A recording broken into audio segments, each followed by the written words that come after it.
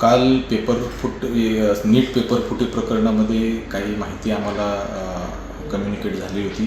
त्या अनुषंगाने तपास करत असताना या महिलेबाबतची माहिती पुढं आली. त्या अनुषंगानं मग आम्ही तिला कात्रज परिसरातून ताब्यात घेतलेलं आहे. काय रोल आहे सर हिचा, काय समोर येत आहे? यामध्ये ज्या आरोपीची काल माहिती आली होती त्याच्या संपर्कात ही महिला असल्याची पुढं आलं होतं आणि मग त्याच्यात वर्कआउट करण्यात आलं आणि पुढं तपास करून पुढं तिची विचारपूस देखील करण्यात आली. विचारपूस करताना काही संशयास्पद बाबी मिळाल्या आणि मग पुढं सखोल तपासासाठी CBIकडे त्यांना ताब्यात देण्यात आलेलं आहे. सर काय नाव आहे हिचं आणि काय करत होती, काय नक्की हिचं रोल आहे? या महिलेचं नाव मनीषा संजय वाघमारे असं आहे. ती पहिले ब्युटी पार्लर चालवत असल्याचं त्यांनी सांगितलेलं आहे.